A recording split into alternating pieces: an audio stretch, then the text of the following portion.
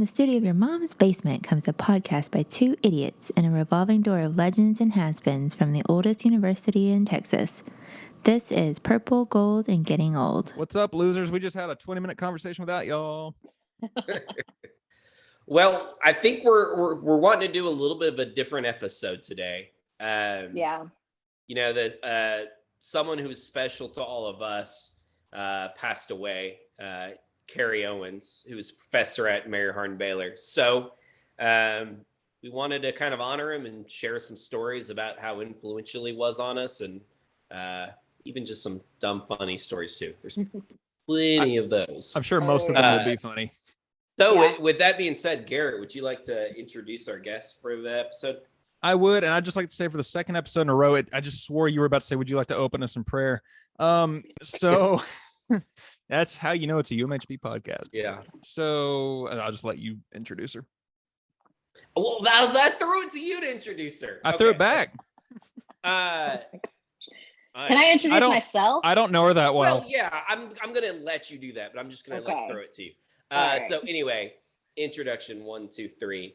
And so we brought on a good friend of ours. Were you a speech mate? You majored in communication speech, something like that? Speech. I know education. So yeah, speech Poetry. was technically my major. Yes. Okay. Yep. Awesome. And so you would have had Kerry, I'm assuming, for quite a few classes.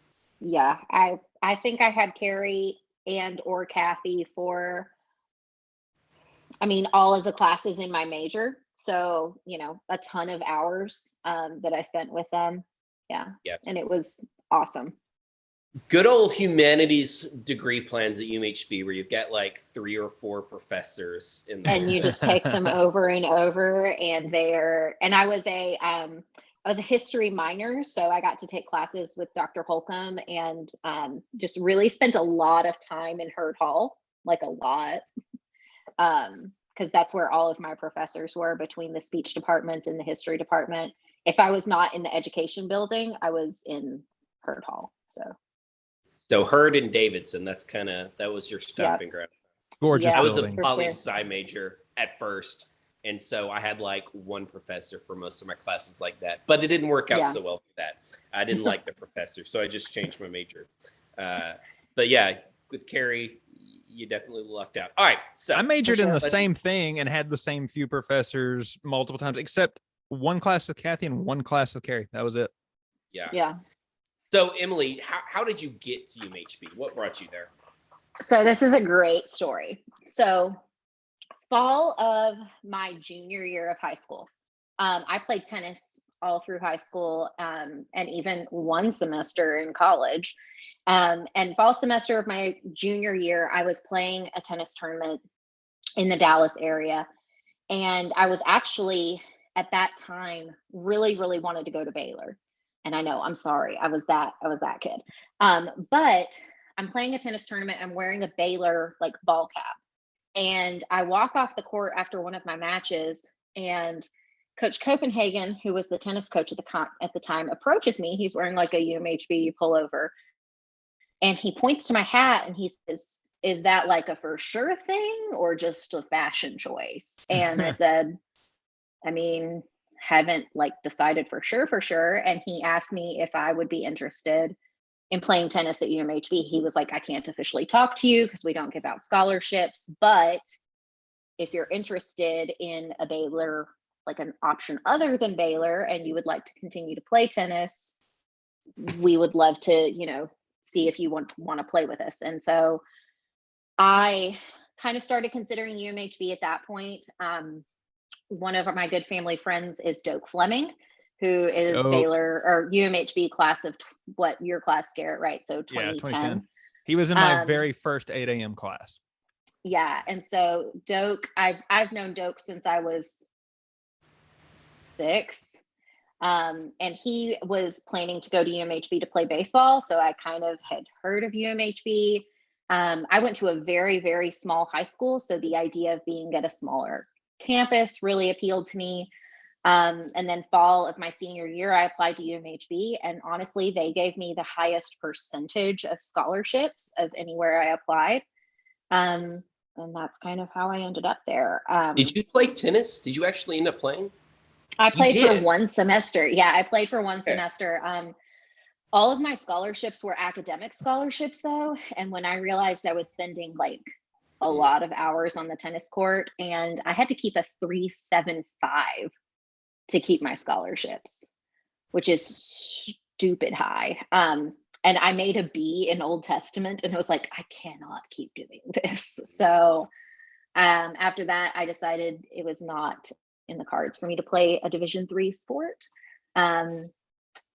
Yeah, so that's something Kane and I have in common, is we both played Division III sports for a very short period of time. Yep. Dang. But that's kind of how I ended up there. Yeah, awesome. I played tennis like all through. I played competitively from the time I was 8 until that semester in college. So yeah. So I mean, yeah, it was just kind of a fluke of, I hadn't really considered UMHB, and I thought about, I would like to possibly play tennis. Doak really seemed to like that it was a good school, and it's just kind of, it was at least a connection that I had there, and it's kind of how I ended up applying, at least, and then got really good scholarships to be able to go. So Very cool. Doak, So if you're watching this, we need to get you on here and talk about your coffee stand, man. Oh yeah, for sure. He does, for sure. So what was your favorite tradition while at UMHB that you partook in? Oh, my favorite. She loved okay. being in charge of stunt night. That's what her answer I is. did love being in charge of stunt night, to be really honest. Oh, really? So, yeah, no, I really did, because I like being in charge of things. I like bossing people around. No, so sophomore year, I directed stunt night. I actually really enjoyed that. It was very stressful, like probably the peak of my like anxiety was during that time in college. It's rough. But it was a long semester, and that was after. So fall semester, my sophomore year, I was in the Miss Mary Hardin Baylor pageant, which I don't think many people know about me, that I was in the Miss Mary Hardin Baylor pageant. I clogged, thank you. I did not tap dance. I clogged to Fun by the Beach Boys. And I made top 10 in a pageant, which is, every time I say, that is always, when I play Two Truths and a Lie, that is always something I include, is I made top 10 in a pageant in college, and people were like, it's the pageant thing. I'm like, no, I was legitimately in a pageant, a full-blown ball gown, synchronized waving pageant in college. Thank you. But my favorite, honestly, was doing stunt night. I tell people this, I like to a little bit take credit for the marriage of Jeff and Brittany Payne, because I forced them to be stunt night directors together before they started dating. Isn't that true, Garrett? It is. And I like to share a little credit, because I had ruffled enough feathers by then that when my name was brought up, it's like, let's use Jeff instead. Yeah. So it was, I mean, they being us 2 stunt night directors for each class, and someone was like, well, Brittany would be really good. And I was like, let's have Jeff do it. And they were like, I don't know, Jeff and Brittany, they sometimes don't get along. I was like, I think that they would be lovely together. And now they are married and have 3 beautiful Let me children. just tell you that not only did they not always get along, but that started with our freshman stunt night. The butting of heads started by being in stunt night our freshman year and continued. And I don't know until they dated. Until they did. And I honestly kind of called it for about 2 straight years. And no, they won't. I'm like, yeah. But stunt night was really fun to get to coordinate that. I'm trying to think. That's probably the best one for me anyway. I got really burned out, and I'm sure we can talk about it, if I come on the podcast later. I got very burned out on student government. Very Why? rapidly. What happened? Yeah, I can't imagine. I'm not at liberty to discuss an ongoing investigation. Yeah. What was there some sort of tradition you didn't take part in that you wished you would have? I think I always wished that I had done Easter pageant. I never really participated in that. I would get so like stressed during that time of spring semester that it was just like, I can't add another thing to my plate. And I wish that that's something that I had made time for, because I know everybody who participated in Easter pageant always felt that it was a very like profound experience, not just another activity to do. And I think that by the time I really wanted to do it, I was student teaching, and it was like, no, you belong to Colleen ISD now. Like, you have no life anymore. So,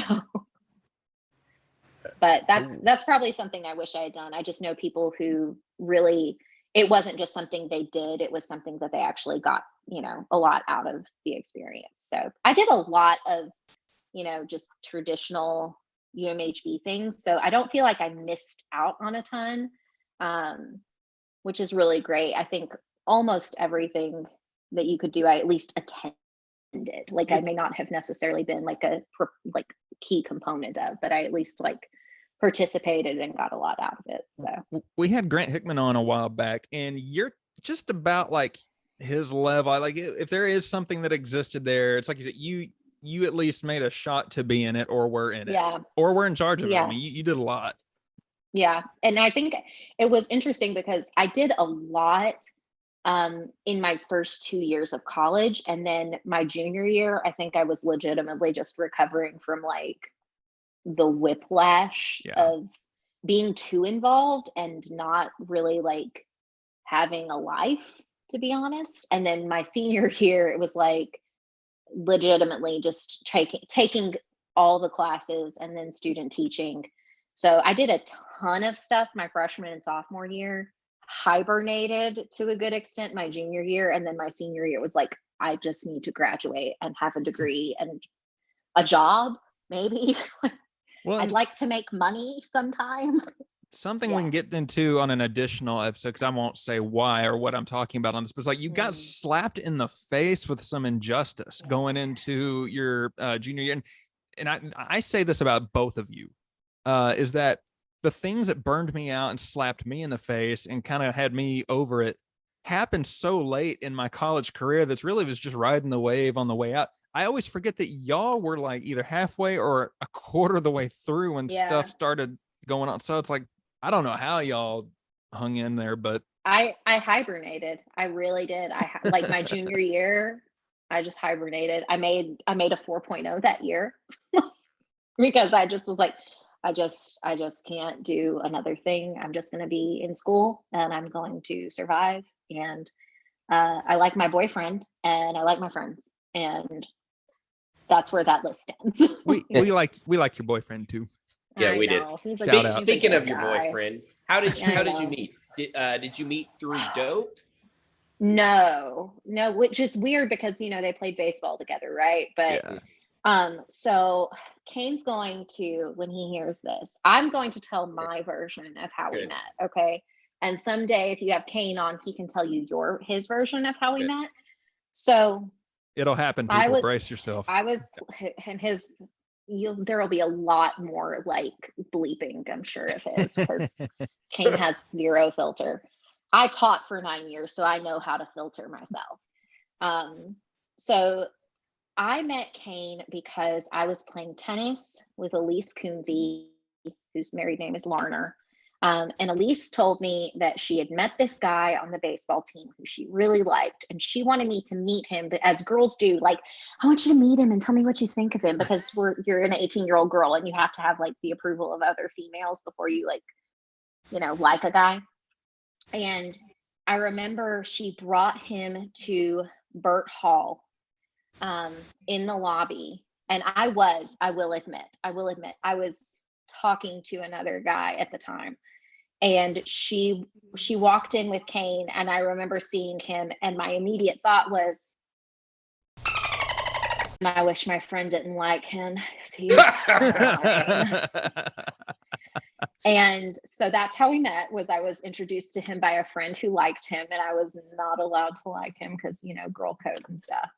And they ended up being just friends. And listen, okay, at UMHB, as a female, you are told to let the boy pursue you.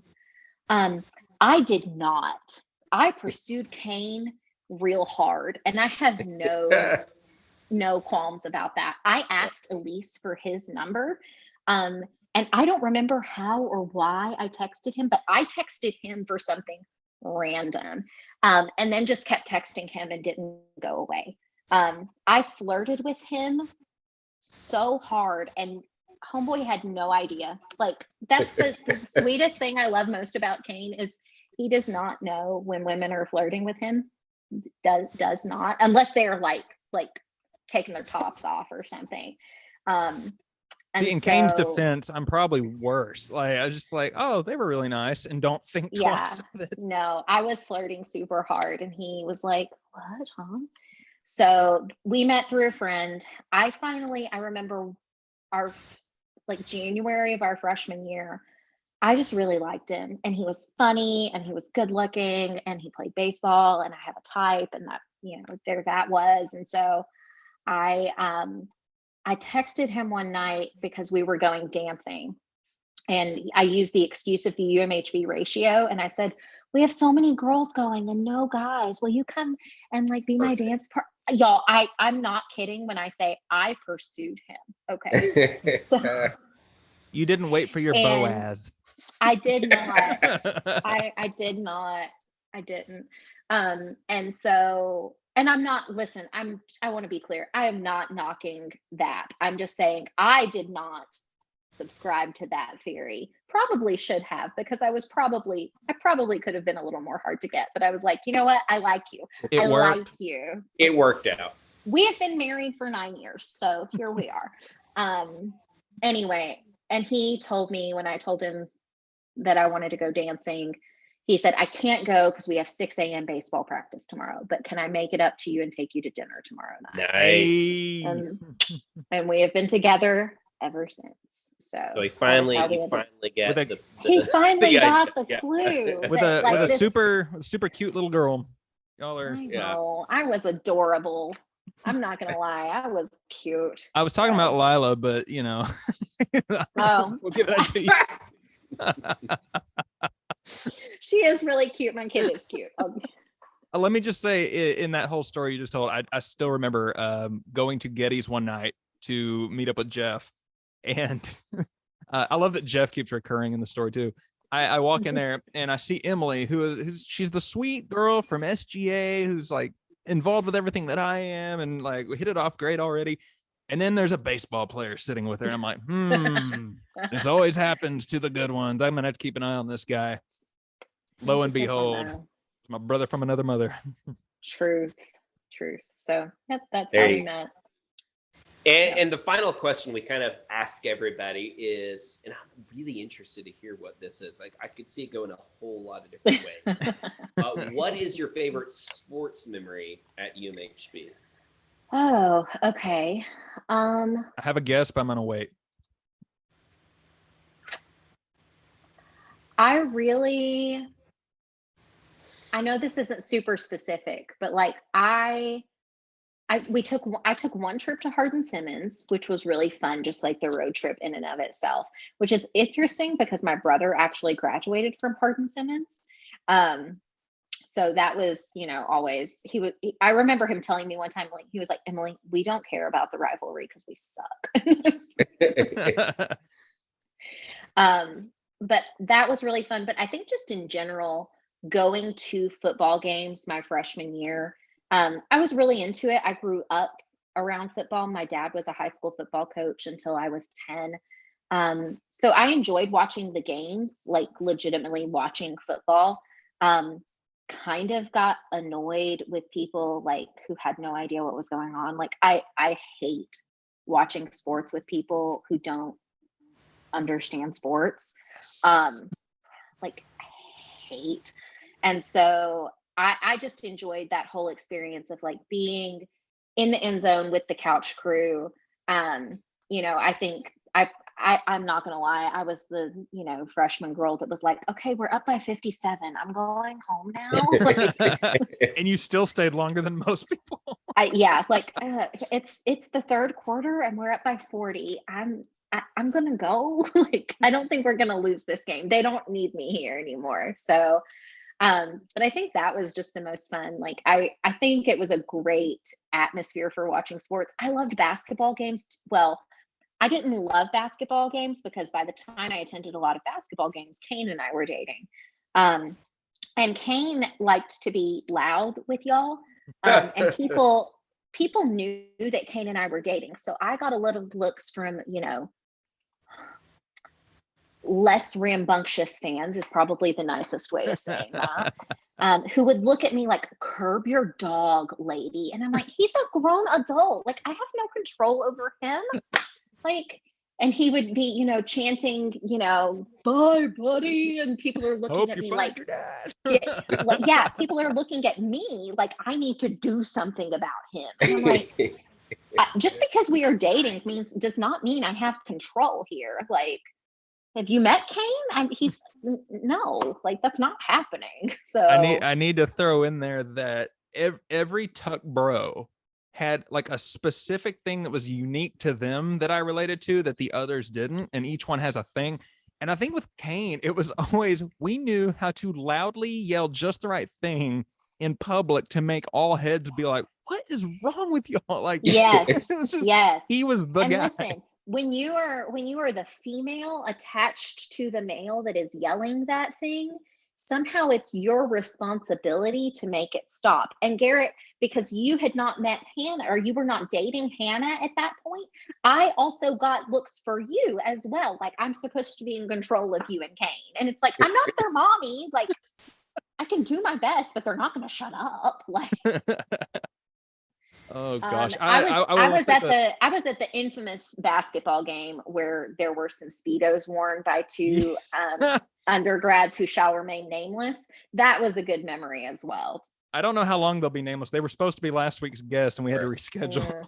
Yeah. Unfortunately, that was the game I was not at because I was suspended for. No, that was the year before because I was still a student when that happened. Are you sure? Oh, you were home because of you. Yeah. No, I was in Tennessee for the funeral. Yeah. And I think that was your semester off greatness. Too. Well, it was, but I was still showing up for games. True. My guess that I was going to make on Emily's favorite one was the Halloween game against ETBU when y'all dressed as JFK and Marilyn Monroe. Oh, that was a fun one. That was really fun. Yeah. Well played. Thank you. That was a good one. Yeah. So those are kind of my UMHB experiences. Awesome. And I'm sitting here just like giddy over the fact that at some point in the probably near future, when we get the Friar Tuck people in here, you're gonna have a whole episode of just like expanded good stories. Man. Yeah. The end of my sophomore year was a wild ride, y'all. Yeah. 09-10. What a fun year.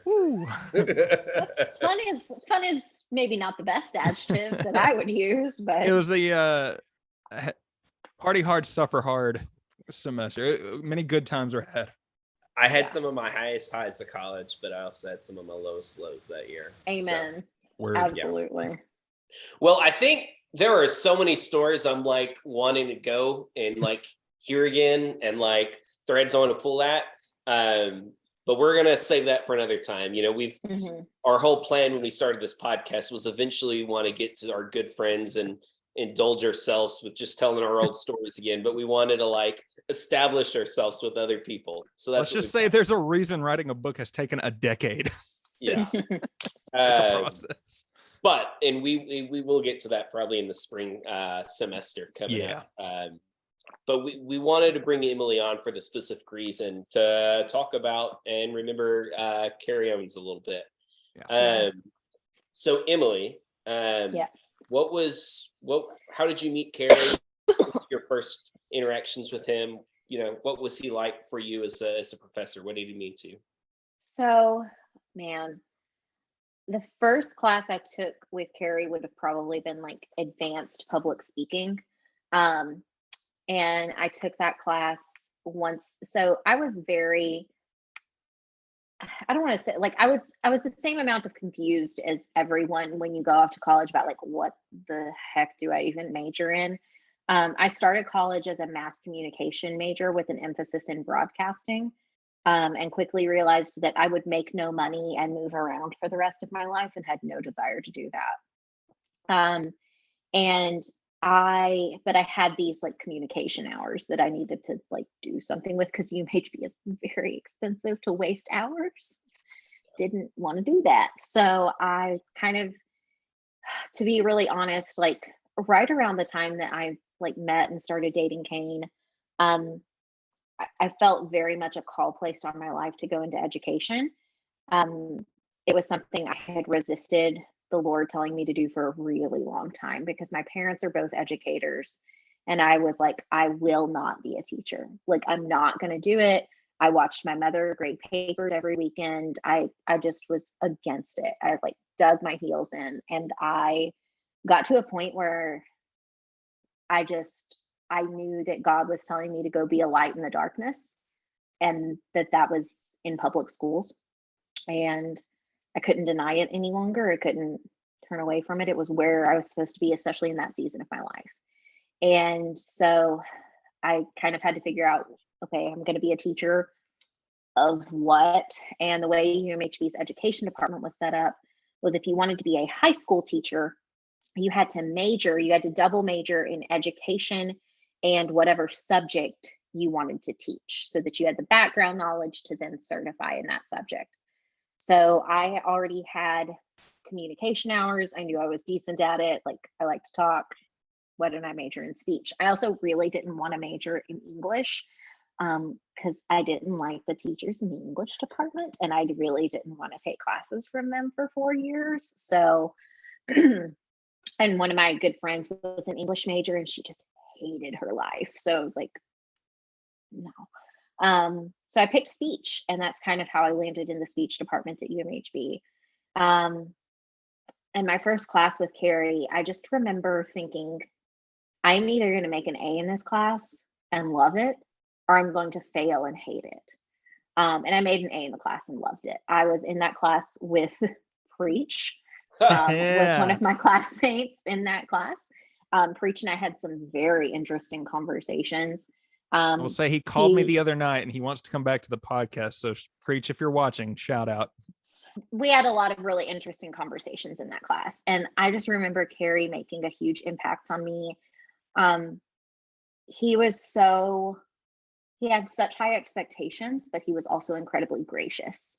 He was the kind of professor who, like, he expected you to study and be prepared for your test, and he wasn't going to make his test easier for you.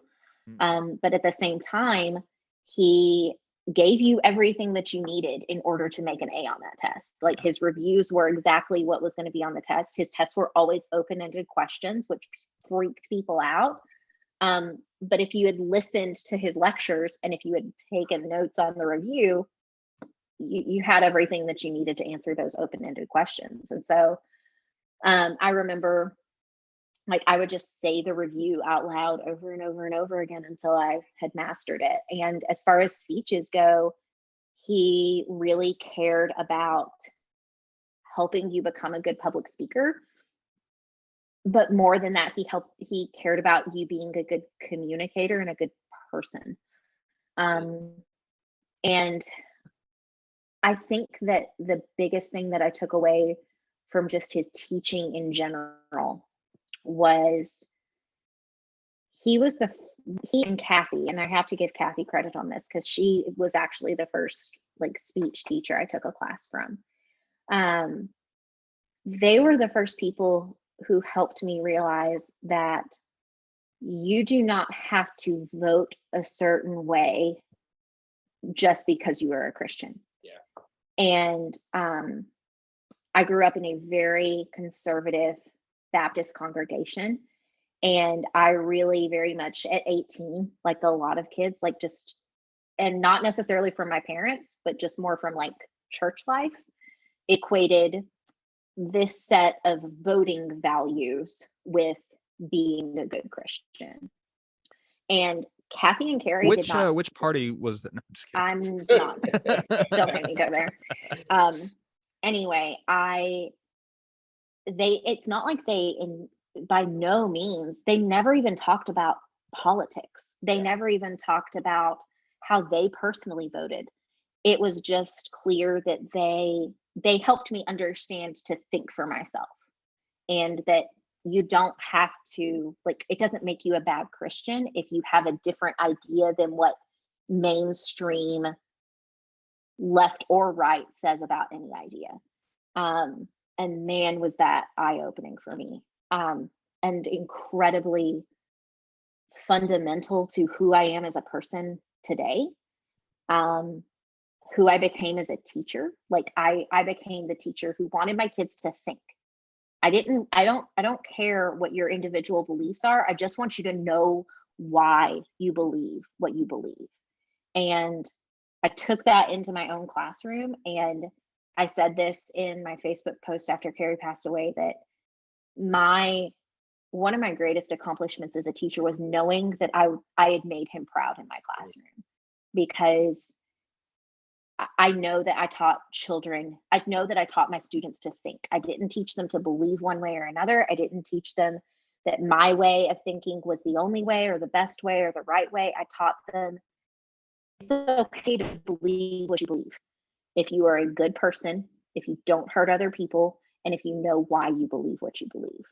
And that was what I took away from his teaching, on top of a vast knowledge of what Shaquille O'Neal was like in college, because he taught Shaq, which I think is like awesome. The coolest. He taught Shaquille O'Neal public speaking when he was at LSU, which is like, I'm sorry, amazing. That's the coolest thing ever. Amazing. And you know, he took attendance every day by having everybody like sign in to class. So he has like pages of like Shaquille O'Neal autographs, which I just think is so freaking cool. But he was just like he was so charismatic and compassionate and caring, and truly poured, like he was the definition of why UMHB is such a great place to go to school. Because he cared about me as a person. Like he cared, and because UMHB was a small place where I did have the same professors over and over and over for all my classes throughout my major, I knew my professors and they knew me, and they knew me as a person outside of the walls of their classroom, and they cared about me as a person outside of the walls of their classroom. And it's what makes UMHB special is people like the Owenses, for sure. Yeah, so. Absolutely.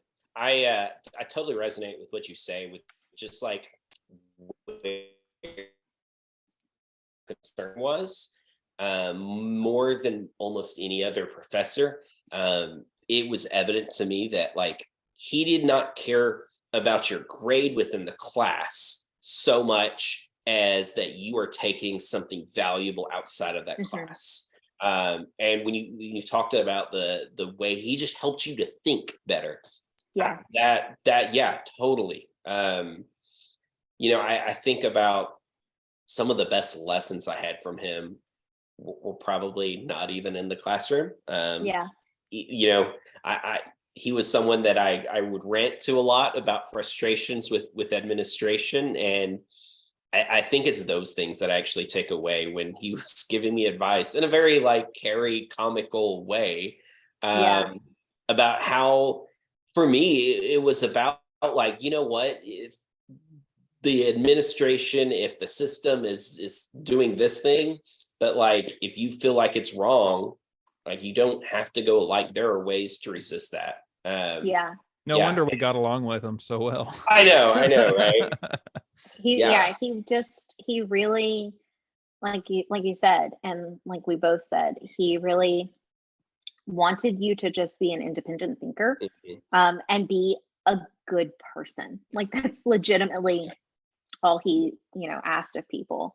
And I'll add into that statement that he really didn't even care if the result of that was you arriving at a different like political view, because for a long time, like politically, we're probably like this, and now we ended up that. Like I'm not where I was. I'm still not where he was. But part of that was because it's like, oh, I've been taught how to think. Like I'm gonna make up my own mind. Yeah. So I took a lot of classes with him. But is it okay if I go ahead and talk about my favorite class that I took with him? Do it. Okay. So my favorite class that I took with Kerry, and I got out my transcript like a dork so I could get the year right. But I took a class the summer of 2010. I stayed at UMHB. It was the only summer that I stayed. And UMHB is this like kind of unique place of you really have to like they only offer certain classes during certain times of year, right? And if you miss that class and you have to have it for your degree plan, like you have to wait until the next year when it rolls around, like even if that means you stay another 2 semesters at UMHB, which is honestly the best part of UMHB is professors like that. The worst part of UMHB is like I didn't take con law 2 and now I'm gonna have to be here another year. How am I gonna do what in the world? Like that's the worst part of a small university. So I needed this class that was, I'm trying to remember what it was. It was like business communication is what I needed. And I took that during the summer. And I needed that to graduate. Like it was part of my degree plan. And so I decided to take it during the summer. Kerry was offering it, and I took it in Kerry's office because there were so few students. They assigned us a classroom, but he was like, I'm not going over to Davidson. Like we're going to stay here in my office. And it was me, Trey Hazelton. Yes. and Bronson Shaw took a class with Kerry. And it was just the 3 of us in his office every day for a month. That's fun. And so, honestly, I don't remember anything from that class. Like, I don't remember what I learned in business communication, which I probably should, but I don't. I do not remember anything from business communication. What I remember is how unbelievably fun that class was. We just met in his office every day, and I'm trying to find it. I'm on my Facebook page right now, but there was one day where I had posted, it's 2010, so we're all posting stupid stuff on Facebook, like, going to the gym later, or hitting up the quad, like stupid crap that you look at now and you're like, why did I post that? Literally no one cares. Screw you, Facebook memories. Shut up. Why in the world did I post that? Man, I'm like looking at my Facebook and it's like, this is the cringiest thing that I have ever seen in my entire life. But basically I posted something about like gym class later, and then maybe something dumb that I was doing later that day. And it was like, I wish I could find it, but basically Kerry saw that I had posted something stupid and asinine like that on my Facebook page and spent the class period trolling me for it. on my Facebook, y'all. On my Facebook, he trolled me for this. And he like commented on my post and said, Emily did in fact go to class later today, and we discussed the following. And like Emily today learned about the importance of, like, told everyone what we learned in class that day. That day in class, we talked about like how I thought initially that it was that Trey had forgotten a pen, but we actually discussed how your possessions communicate things about you. And he had me empty the contents of my purse to prove that like women are more prepared for life than men. It was insane. So he like put on my Facebook wall the contents of my purse, which nothing like illicit, like nothing bad, but Like I had, a pen, a tape measure, a sewing kit, like random crap that girls have in their purse. And then he said, which did not happen, he said that we ended the class by joining hands and singing the UMHB song. I love that. And discussing with the football players in class the importance of winning a Division III national championship. Yes. Honestly, he might have made us do that, and I just blocked it out because I was like, there's no way this happened in my college classroom. I just want to commend the bravery of a college professor telling one, empty your purse. Let's see what's in there. And I was honestly like terrified. Like, what is he going to do if I don't empty my purse? Like, will I fail this class? He'd have probably just been like, no, I'm just kidding with you. I know, but that class was hysterical. Kerry ran out of ketchup packets one day for like his lunch and was like really upset that he didn't have any more ketchup. Like, it was just, I cannot even describe to you what a hoot that class was. And at the time I was also working with Trey Hazelton that summer. He was like, we were both working crew camps.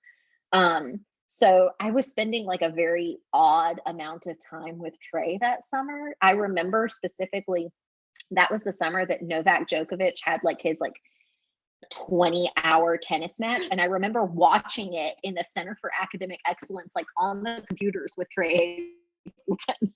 It was like random things like, why is this a part of my college experience? But it was great. Another great memory I have of Kerry is, and I put this in my Facebook post. So Kerry was my official advisor, but Kerry was a self-proclaimed Luddite and hated technology like a lot and did not want to like deal with it, hated checking his email. And he forgot to clear me for registration one semester. And I was like freaking out because I like needed to get registered for my classes. And so I go up to her and I go over to Kathy and I was like, I think something happened. Like, I'm not registered. And she like hollers across the hall to Kerry's office, like, Kerry, did you not clear Emily for registration? And he was like, I don't know, maybe. And I was like, I really need to register for class. She was like, Emily, it's gonna be fine. Like, I'm gonna log into Kerry's account and we're gonna get you cleared. So I mean, unless that's against the rules, and if anyone's watching, that did not happen. In that case, that definitely did not happen. Yeah, allegedly. Allegedly, that's what happened. But yeah, just like great things like that. That same summer, I was at Mayborn working out, and I was in that space where they used to have like all of the like ellipticals and treadmills, and then they had like an empty space for like using free weights or whatever. And I was like in that space, and I'm on the floor doing crunches because what else am I going to do with my life at 20? And so I'm on the floor doing crunches, and I hear Kerry's voice behind me, like, the voice of the burning bush or something, like. And I hear him go, David, and I look up, and he's with Dr. Holcomb, and they're on their treadmills, like working out, because I guess the university had given them like, health insurance incentives to like work out at the gym or whatever. And he and Dr. Holcomb, whose children I babysat, are on the treadmill, and they're like walking, and he's like, David, look, it's Emily Williams doing crunches. Should we heckle her? And then Dr. Holcomb was like, Kerry, I think we should leave the girl alone. She's just trying to exercise. And Kerry was like, no, if she's going to do crunches, she's getting heckled. I was like, why do I go to a university where my professor is heckling me during my workout?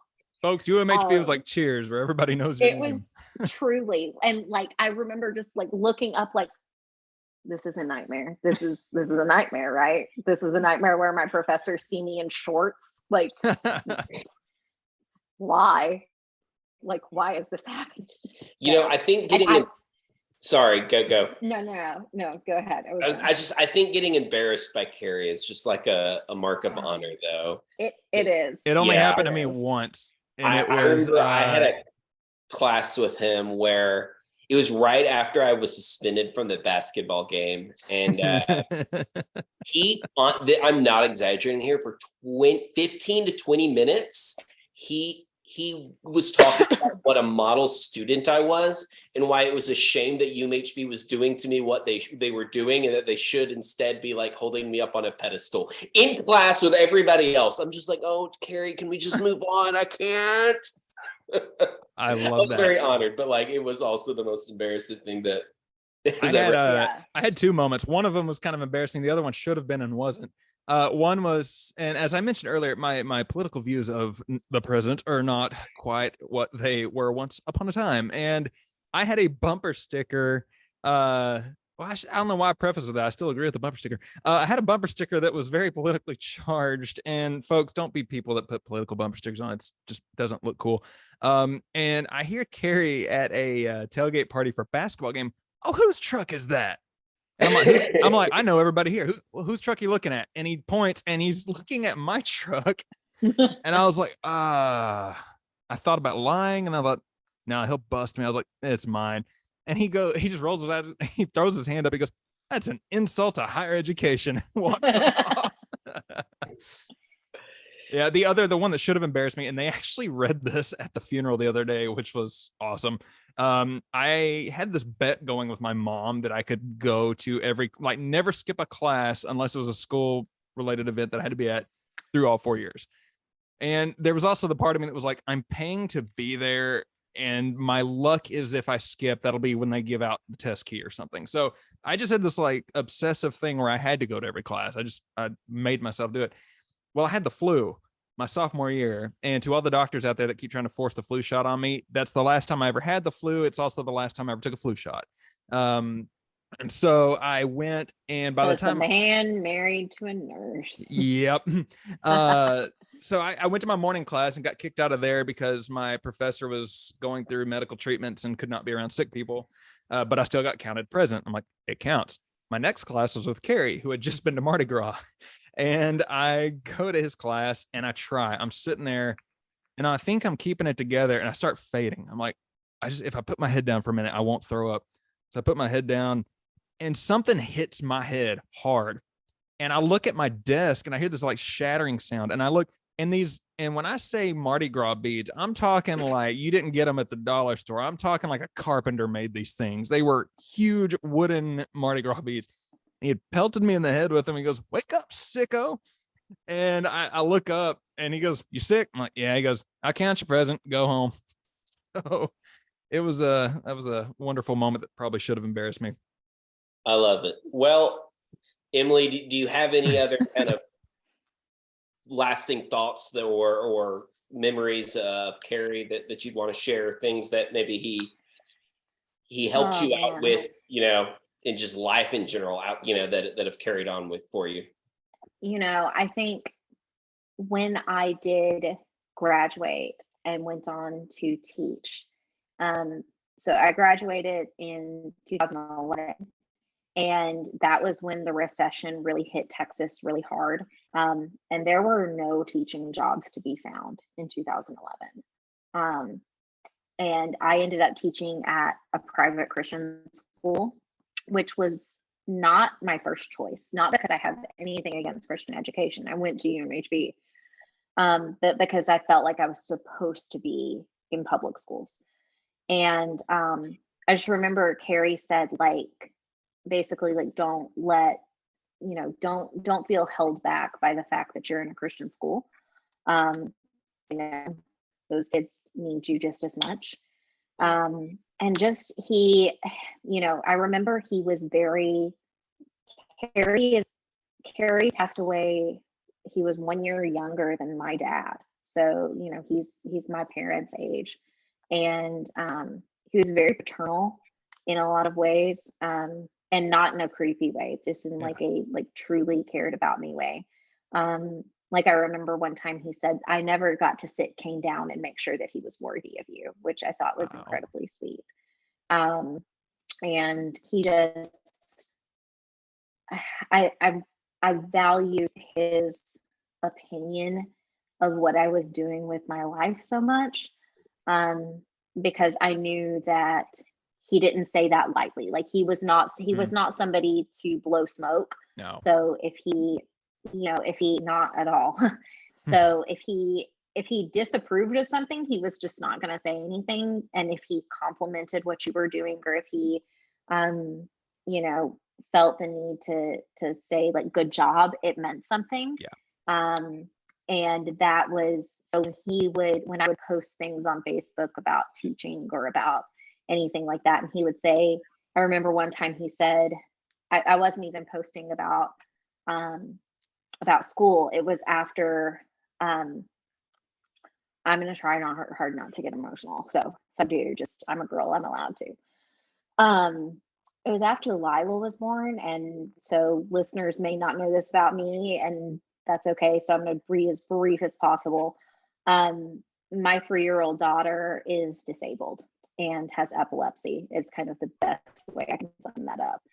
And it's been a really, really hard struggle. And I left teaching to be the parent that she needed, because she needed a parent more than my students needed a teacher. And so I remember one time I had posted something about just basically like be better people. Like the world sucks right now, be better people. And Kerry said that, he said, seeing what you're doing makes me know that my life's work is worth it. Wow. And that, like, I wasn't even talking about teaching. I was just talking about being a parent. And that really was incredibly impactful to me, because what he did not know was that after I left teaching to stay home, I struggled so much with who I was. I lost my entire career. My career was my identity. It was what I had invested tens of thousands of dollars and years of my life into doing. And I struggled with knowing who I was outside of a classroom. And knowing that there were people, like, for him to verbalize that he was proud of what I was doing was just, amazing. And it was what I needed in that moment, and he didn't even know it. So I guess the last thing I would want to say is that, and I think I speak for all three of us when I say, like, my heart just goes out to Kathy and their kids. I can't even imagine that, but I know that more than he loved anything else, he loved his family. Yeah. That was so clear in everything that he did and everything that he said. Man, he knew he outkicked his coverage when he married Kathy. And he talked about that all the time. I've seen a lot of couples who truly love one another, and it was just a beautiful thing to see how much they really loved one another. And how much he loved his kids. Man, he was proud of his kids. Let me add to that. I don't think a day went by where he didn't brag about Charlie in class. Now, keep in mind, when I had his class, Adrian was like a baby and Charlie was still a little kid. But he bragged every day. Mm-hmm. Every single day, literally. And I love that about him. He was the proudest parent I've ever met. Yeah. And including my own parents. And my parents were very proud of me growing up. But he told classrooms full of adult humans about his 10-year-old. And I just thought that was so cool. And UMHB will be a different place without him for sure. And I think, he always joked about building a bench on campus. Was he joking, Kerry though? Owens. I don't know. I don't think so. The Kerry Owens Memorial Bench, where no holds barred on the Kerry Owens Memorial Bench. Yeah. So I'm there have been alumni already talking about the bench, and one may or may not be your husband and me. I know one is my husband. We'd love to try to make that a reality. We'll see. For sure. I don't know if we can get UMHB on board with the true spirit of the Yeah. Kerry Owens Memorial Bench. We'll just But put the plaque we under where will they don't know. see it, and we'll have to Trojan horse it through Yeah. different alumni to pitch the idea. I think I'm still technically in good standing with the president's office, so There you we'll see. Yeah, Kerry, We'll see. it's just super clear hearing your stories and then just knowing our memories. Like, the man just truly loved his family. I remember, hearing stories, like detailed stories about like speech competitions and debate tournaments, and like the play-by-play of it. It's just like, and then, Charlie, it is really cool. And, and he loved his community and his hometown. And he loved his school. He had a hashtag for it. It was "Don't Salado My Academy." Yeah. Yeah. He cared for his students deeply in a way that, in general, I think UMHB professors were a notch above in caring for us deeper than just students. But even with that standard, Kerry was to another level of that. I wasn't even a major in communications. But the impact he had on me is, it's wild. I minored in communications just because of Kerry. And his classes were not easy, so. No, and that's the thing, is like a lot of times people equate like a fun, vibrant, charismatic professor with an easy course. His classes were not easy. Like they were not easy. He did not grade speeches easy. His tests were, like I said, they were all open-ended. They were very difficult. But it's like, I didn't care that they were hard classes. One, because it was my major and like I liked it. Like I liked the subject matter. But two, I didn't even think about how hard the class was, because I was learning from somebody who cared about me. And that, again, is something I took into my own classroom, is like, when you hold students to high standards, you have to care about them as human beings. And he did that for sure. Yeah, he did. I think that's a perfect place to end. So well, except we totally skipped me. I'm going to I literally just texted you. I got to pee so bad, dude. Like 5-minute break, and then I promise I'll make mine real quick, and so we'll log back in. Okay. No, you're good. You're good. So my experience with Kerry was when I was a sophomore and I was the mascot. I'd already had Kathy's class, and she was really cool. And I signed up for my spring courses, and it was like debate with Kerry Owens. And somebody looked at it and they got a concerned look, and I was like, "What's the deal?" They were like, if you're not a hardcore Democrat, he's gonna fail you," which is absolutely not true. But I knew nothing about the guy, so having been told that, I'm sitting there like, oh no, like there goes, like I had worked so hard to get my GPA back up, and because I had a horrible first semester GPA freshman year, then an outstanding one second semester. So when I was mascot, it took a dip. So basically, the way my college career was, every fall my GPA went down, and every spring it went up. And I was like, man, I was on the climb up, I don't know what I'm going to do.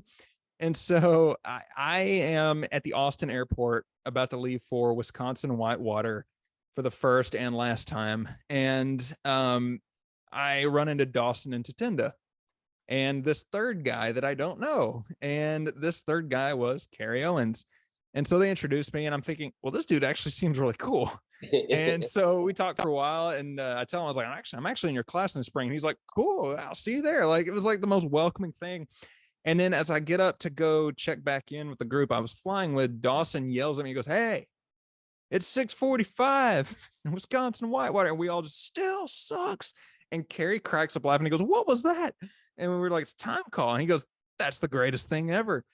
And usually if I got in trouble for a chant being deemed rude or controversial, the first person to say, quote, "that was the greatest thing ever," was always Kerry Owens. And so fast forward, I take his class, and most people made C's. I think I actually made like a low A or a high B, because I knocked my final paper, term paper, out of the park. I was talking to shout out Holly Freeman about it, and she was like, "Use the Aristotelian method." That's what I did. I'm like, that sounds great. So I asked Kerry, I was like, "Can I use the Aristotelian method?" He's like, "Yeah, go for it." So then I went home and Googled what the heck is the Aristotelian method. And it was actually pretty straightforward. I wrote multiple pages over it, and I shouldn't say this. I was like, well, I'm definitely not going to fail because he's a Democrat. Like, that was bogus. Kerry's one to he makes you think, for yourself, but I'm still going to write my term paper on Bill Clinton's 1992 State of the Union address. And man, it was a hit. The only red ink in the entire thing was when I referenced a Reagan speech also being persuasive. Oh, that's funny. I was quite pleased with my grade in that class, but we kept in touch. I don't remember what I wrote my paper on for that class. Well, I remember because years later, Kerry was no fan of Texas A&M, but he gladly wrote me a recommendation to do graduate school there.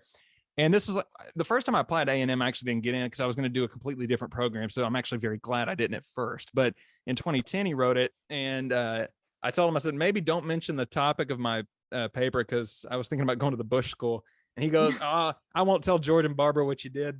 But he was and on one more thing about his class was what blew my mind is he really didn't argue with people that he didn't agree with, but he would argue with people he did agree with. Like, there was one person who had, let's say they agreed on a certain subject, but this particular student was very extreme in agreement on this subject, worked for someone that made this subject happen, was like into it. And Kerry looked at her and said, why are you an advocate for this?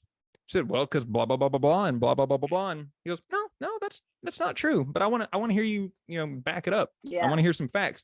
And she looked at him like, why have you betrayed me? And the rest of us were like, oh, so it was like he agreed with her, but he argued her to the ground. And I was like, dude, he like, didn't. So people who said that you would fail his class if you weren't a hardcore Democrat. No, what that meant was like, you don't know why you believe what you believe, and if he asks you about it, you're going to feel attacked because you don't have any facts or any logic to back up what you believe.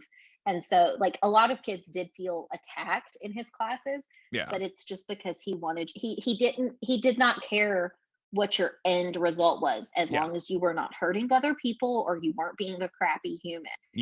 And I love how I tiptoed around all the politics earlier, and now we're like, I mean, he just didn't care. Like, that was, I shouldn't say, like, he cared about his own politics, but he wasn't going to, like, make you believe what he believed.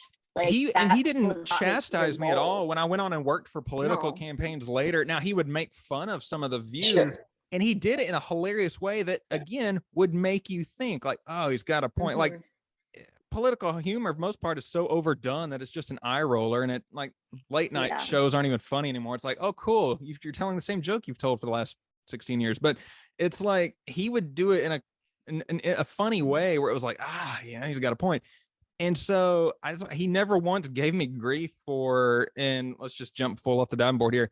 In college, I was one of the founders of College Republicans on that campus. Now I'm the Bell County Libertarian Party chairman. So I have changed, but I joke kind of with him. I said, well, Kerry, part of me becoming a libertarian is almost your fault because you taught me how to question governing bodies so much that, and there's something to that. And that leads me to my out of the classroom thing was, after his class, he cared so much about how students succeeded and he cared so much about sports and common sense taking place even in academia that he saw my battles and he sympathized and he took my side at his own risk.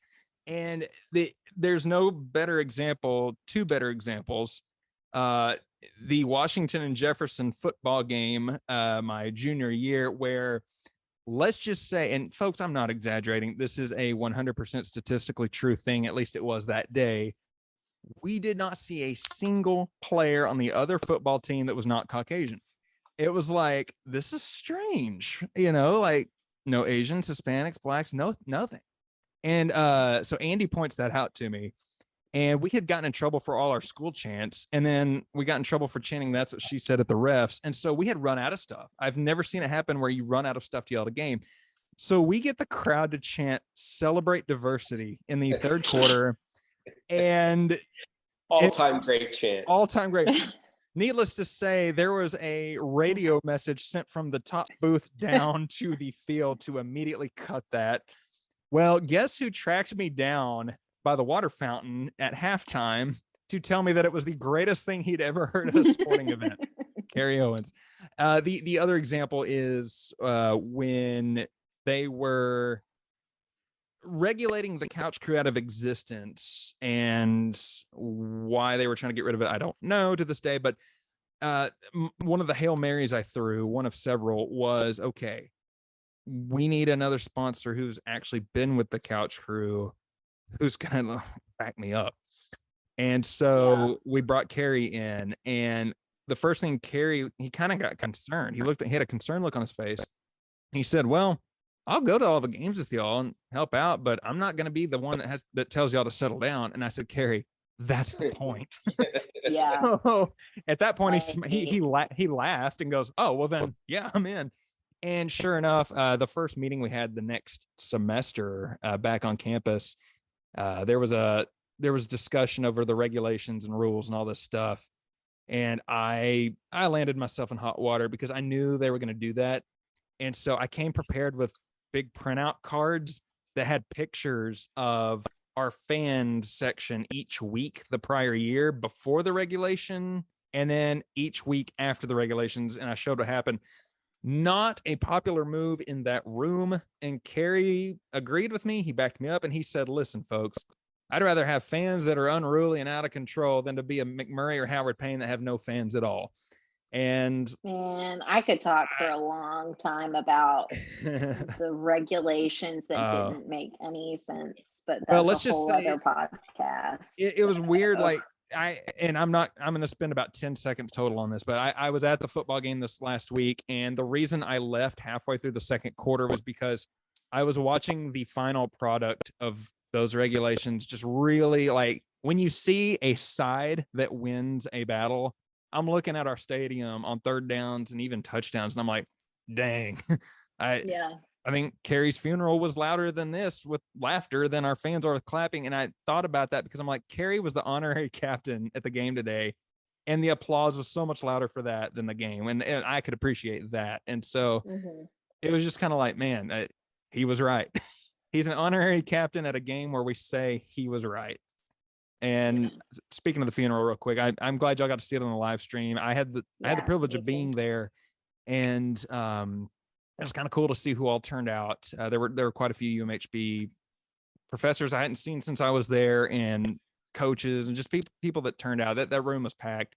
Yeah. And the fact there was a lot of laughing during the funeral, I think it's how he would have wanted it. That's Emily, was that your quote that they read right after mine? I thought it was. So I leaned over and told Hannah, I said, somebody was a character when there's Friar Tuck members getting their quotes read at a funeral. Yeah, Dr. Holcomb messaged me and asked me if he could quote me as part of his remarks during the funeral. Me too. We were in the middle of a band rehearsal, and I looked down at my phone. And I see a message pop up that says David Holcomb, and we're not even Facebook friends. And it said, and on a message, you just see that first line. It was something like, Garrett, I saw your words about Kerry. And I'm thinking, like, no, I'm in trouble about saying he invited me to the liquor store. So, which, to clarify, he invited me to the liquor store after I'd graduated. So I'm thinking, I'm in trouble. So we play a couple more songs, but as we're rehearsing, it's like in my head, I'm like, I got to see what this is. So I open it. He's like, can we quote you at the funeral? I was like, oh yeah, like, please do. It'd be an honor. For sure. But it was a good funeral. And at the end of it, they had a large Tupperware bin of countless ball caps that Kerry had collected through the years of road trips and plane trips and sports. There was, I swear, he bought a cap anywhere he went, because I saw Georgia Tech. It looked like Ole Miss, which blew my mind. There were just every team you can think of, with the obvious exceptions of A&M, Tech, and Texas, and TCU. But I actually picked up this Baylor cap that is not showing up on the screen, but there we go. And so I was like, you know what? My sister went to Baylor. I can wear this on occasion. I always wear a Baylor shirt in support of my sister and every time they play Texas. And so I got this. And of course, as cool as this was, whoever was walking out the door behind me was like, I got this Lobster Fest from up north shirt or cap. And I was like, where was that? Like, because my That is thinking was, so cool. you walk That is past the awesome. front where the family is, and then you're digging out heads. I'm trying not to hold up the line, so I'm just Yeah, like dig. I'm like a cat in a litter box trying to dig, and I'm like a Baylor cap. I'll just take that, and then I hear this Lobster Fest hat. I'm like, oh, so whoever you are, if you want to trade the Lobster Fest hat, no, but it was really cool to get that hat, knowing that he had probably worn it to countless Baylor games. That's That really is cool. awesome. Like Yeah. that's a very cool way to have that, to have his Yeah. memorial end. I'm sure he Oh, yeah. loves that. I didn't get to But, go to yeah, the it's- cemetery, so I don't know if they sang Friends in Low Places or not, but I do remember he used to say that in class, like, I hope Yeah. someday they sing that and remember me. And if anyone wants to know how much he loved that song, at the very end of my college career, we're talking like just a small handful of weeks till I walked the stage. There were 5 people left in the couch crew, and we were at a playoff basketball game or like end of the conference. And by then it was just like there were no students at sporting events, except they were at the other end judging us. And the band, who had never played this song before, the UMHB band stands up and they start playing Friends in Low Places. And I'll never forget, Seth Prohaska and Steven Schoen will turn and look at me and they're like, is this what I think it is?